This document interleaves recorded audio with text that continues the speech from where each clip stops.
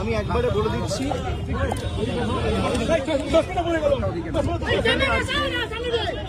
ভাই আসতে লেগে যাবে।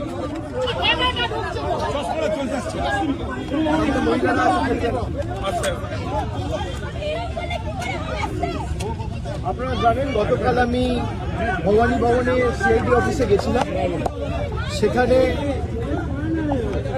আমাকে প্রায় 5.5 ঘন্টা জিজ্ঞাসাবাদ করেছে তদন্তকারী সংস্থার প্রতিনিধি, এবং আমি তাদের সাথে সহযোগিতা করেছি। আমার লিগাল রাইট, আমি কোর্টে মুভ করব। কোর্ট আমাকে 6টার মধ্যে গতকাল ভবানী ভবনে সিআইডি হেডকোয়ার্টারে সশরীরে উপস্থিত থাকার জন্য নির্দেশ দিয়েছি। আমি কমপ্লাই করে প্রায় 12-13 মিনিট আগে, 6টার আগেই কালকে ভবানী ভবনে গেছি, এবং 11:30টার কাছাকাছি ইন্টারোগেশন প্রশ্ন উত্তর পর্ব শেষ হয়। প্রায় 5.5 ঘন্টা বলেছে, এবং আমাকে আবার সেখানে একটা নোটিশ দিয়ে আগামী 14 তারিখ অ্যাপিয়ার করার জন্য বলা হয়। আমি 14 তারিখ কলকাতায় আছি, আমি 14 তারিখ অ্যাপিয়ার করবো আবার। আমি কোনো তদন্ত এড়িয়ে যাইনি। আমাকে দিল্লিতেও তদন্তকারী সংস্থা যখন ডেকেছে আমি গেছি, কলকাতাতেও নিজাম প্যালেস হোক, এদিকে সিজিও হেডকোয়ার্টার হোক, ইডির কাছে হোক, আমি গেছি। আমি সবসময় তদন্তে সহযোগিতা করেছি, এবং আমার সামর্থ্য অনুযায়ী যতটুকু কেন্দ্রীয় তদন্তকারী সংস্থা বা এই মুহূর্তে দাঁড়িয়ে রাজ্যের গোয়েন্দা সংস্থা সিআইডির সাথে যেটুকু সহযোগিতা করা উচিত আমি নিশ্চিতভাবে করছি। আজকে আমাদের দলনেত্রীর বাড়িতে কিছু বৈঠক ছিল পূর্ব নির্ধারিত, সেখানে একাধিক বিধায়ক থেকে সাংসদ ছিলেন, এবং আমাদের মিটিংগুলো চলাকাল খুব সম্ভবত 4:30-4:45 নাগাদ যে সিআইডির একটা টিম এসেছে আবার কোনো একটা আলাদা মামলায় আমাকে নোটিশ দিত।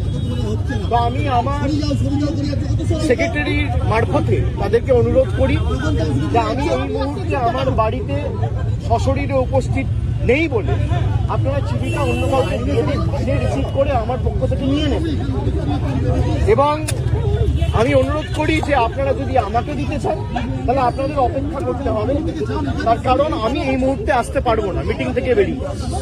আপনি আপনার মতো করে যখন ইচ্ছা বাড়িতে নিয়ে বলবেন যে আপনাকে ছাড়া কাউকে আমরা দেবো না। আমি যদি বাড়িতে না থাকি তাহলে আপনাকে অপেক্ষা করতে হবে আমার ফেরার জন্য।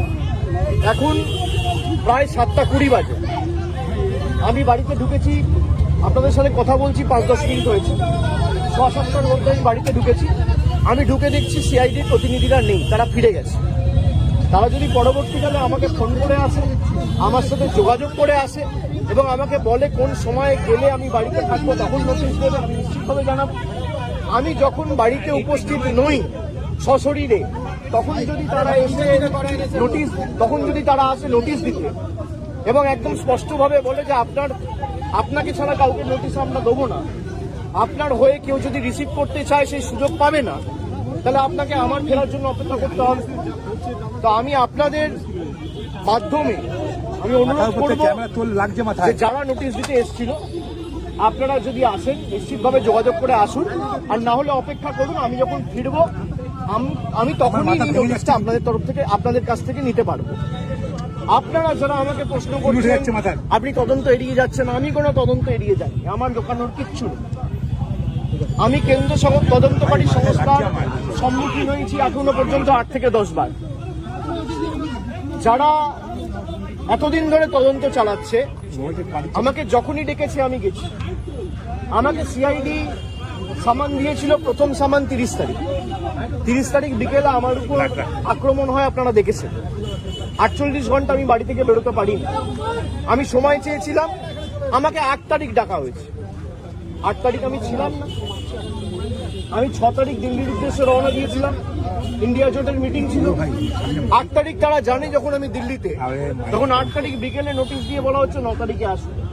9 তারিখেও আমার বৈঠক ছিল। আমি গতকাল সঙ্গে সঙ্গে যখনই আমি কোর্টের নির্দেশ পেয়েছি আমি সঙ্গে সঙ্গে 6টার আগে গেছি, এবং তারা যে প্রশ্নগুলো করেছে আমি তো এখানে আলোচনা করতে পারি না, যদিও আমি দেখছি মিডিয়া অনেক কিছু বেরিয়েছে, আমায় কি প্রশ্ন করেছে তদন্তকারী সংস্থার কাছে আর আমার সাথে কি আলোচনা হয়েছে এটা মিডিয়ায় চলে আসছে। এবং আমি বাড়ি ফেরার আধ ঘন্টার মধ্যে আমাকে প্রথম প্রশ্ন কি করা হয়েছে, আমাকে দ্বিতীয় প্রশ্ন কি করা হয়েছে, আমাকে তৃতীয় প্রশ্ন কি করা হয়েছে, তার উত্তরে আমি কি বলেছি সব আমি দেখছি মিডিয়ায় রিপোর্ট হয়ে গেছে। আমি এটা নিয়েও আগামী দিন হাইকোর্ট মুভ করব। আমি যখন তদন্তে কি আলোচনা হয়েছে কারোর সাথে আলোচনা করছি না, তার মানে আমি ধরে নিতে পারি তদন্তকারী সংস্থার কাছ থেকে মিডিয়ায় এই খবরগুলো লিক হচ্ছে। যদি লিক হয়ে থাকে ইনভেস্টিগেশনের উদ্দেশ্য তো ঠিক না।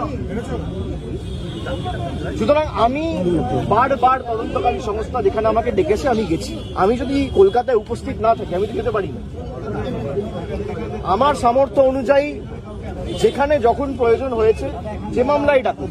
আর এখন সরকার পাল্টেছে, এরা বিভিন্নভাবে মামলায় আমাকে ট্যাগ করবে। আমি শুনেছি যে মামলায় আজকে আমাকে নোটিশ দিতে এসছে, আমি বলেছি 4 তারিখের পর ডিজে বাজে।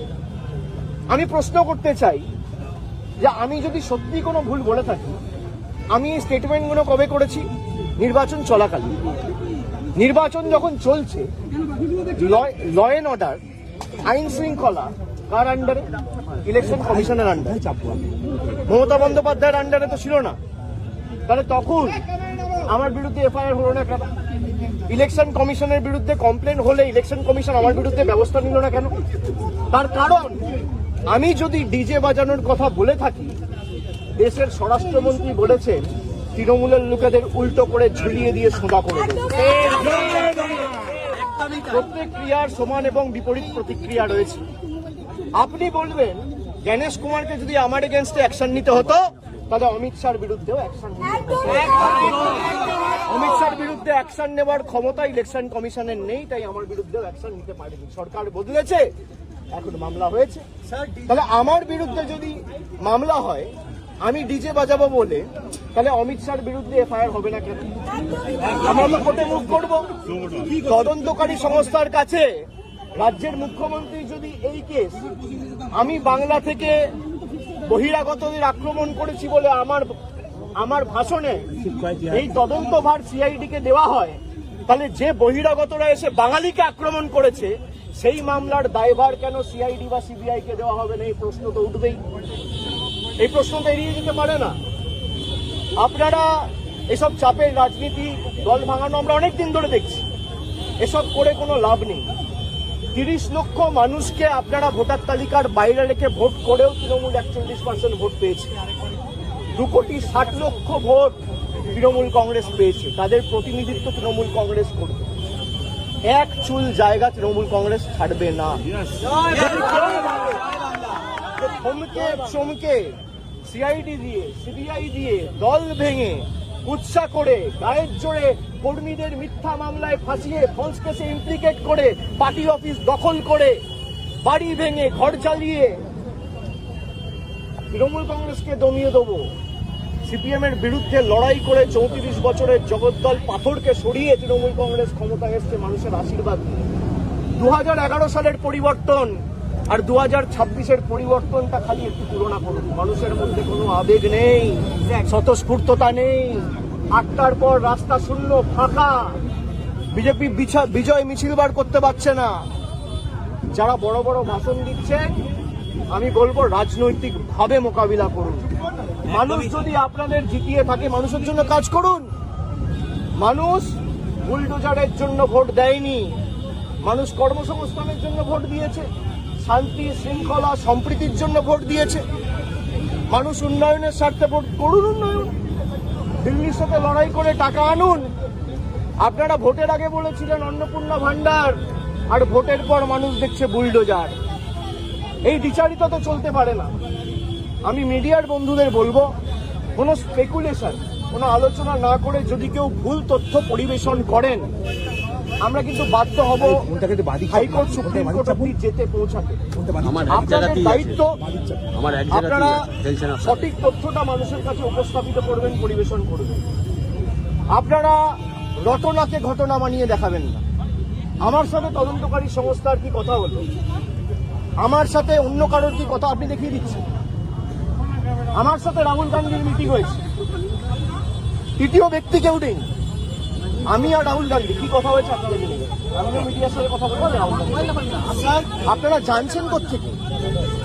আপনারা আপনাদের মতো স্পেকুলেট করে খবর যা পাচ্ছেন বলে দিচ্ছেন।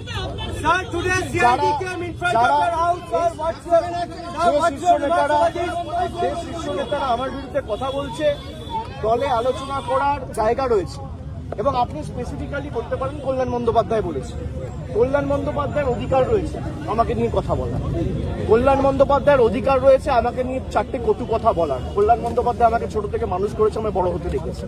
আমি এই কথাগুলো নিয়ে খারাপভাবে নিই না। ওনার একটা ঘটনা হয়তো খারাপ লাগতে পারে, উনি বলেছেন, কিন্তু আমি আমার কোনো ব্যক্তিগত ক্রোধ বা আমার কোনো ব্যক্তিগত ক্ষোভ কল্যাণ বন্দ্যোপাধ্যায়ের বিরুদ্ধে নেই। আমি তাকে আগেও সম্মান করতাম, আগামী দিনেও। Thank you.